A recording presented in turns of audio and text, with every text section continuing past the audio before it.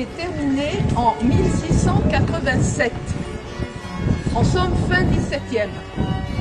Saint-Michel, la façade va être faite dans le style du début du XVIIe siècle. Donc quand vous serez tout à l'heure devant Saint-Michel, vous verrez la différence au niveau de la décoration.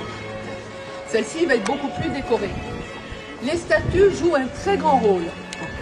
Alors, avant de vous dire qui sont les pénitents blancs, je dirais à l'intérieur, vous avez ici deux statues.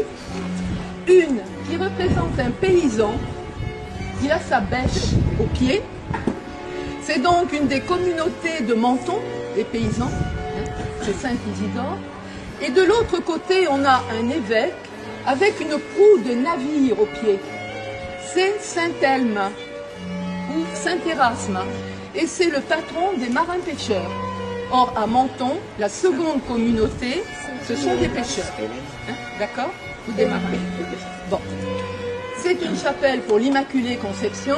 Donc, on a la Vierge sur son croissant de lune. Et au-dessus, on a un personnage qui va être un des maîtres de la contre-réforme catholique. Et on va voir que cette contre-réforme catholique, c'est ce qui va développer le mouvement baroque au niveau donc de l'architecture religieuse en Europe, en Amérique latine et même en Chine. La première impression quand vous rentrez, sans réfléchir, entrez. Entrez. La première impression quand vous rentrez, avant de regarder l'ensemble.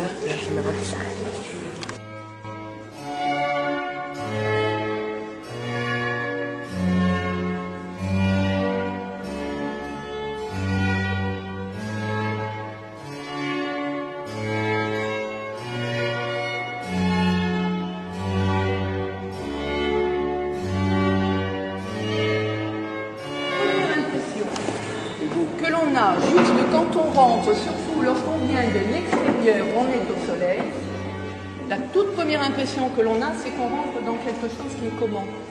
Sombre. Et puis très rapidement, on oublie un petit peu ce caractère sombre parce que le regard va être attiré vers la lumière. Et la lumière, elle est où? Elle est en haut. Donc, vous remarquez toujours pareil, les deux niveaux. Seulement là, on voit bien qu'au deuxième niveau, il y a les fenêtres, l'imposte. Et vous remarquez, si la façade est beaucoup moins décorée que l'autre parce qu'elle est début, eh bien, on constate essentiellement qu'il y a toujours la présence des lignes courbes et qu'on a toujours les jeux de lumière avec les décrochés. Là, on a un fronton qui est triangulaire, mais en fait, il y a une découpe. Il n'est pas classique, ce fronton.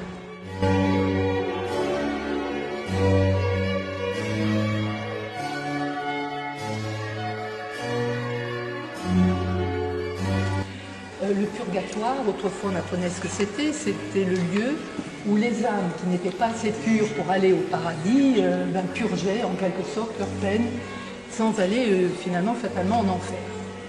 Alors, qu'est-ce que l'on retrouve ici de tout à fait baroque? D'abord, le mur, il n'y a rien, à part les noms des victimes des guerres. Pas de décoration sur les murs.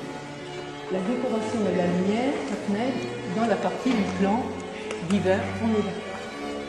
Un autel à la française, le sarcophage, avec les âmes du purgatoire qui sont en train de prier. Au-dessus, notre autel à l'italienne. On retrouve donc la vie en marbre polychrome, la forme courbe, les anges, le mobilier d'hôtel qui est très important, et derrière, un tableau qui est très mal éclairé, je le reconnais, mais c'est comme ça. Là, on a profusion de décors. Il y a la fenêtre, bien sûr, avec les deux petits anges qui ouvrent le rideau pour que la lumière entre. On a toutes ces décorations de courbes au-dessus de la fenêtre. On a cette almette, on a ces petites guirlandes de roses et de feuilles. C'est du stuc.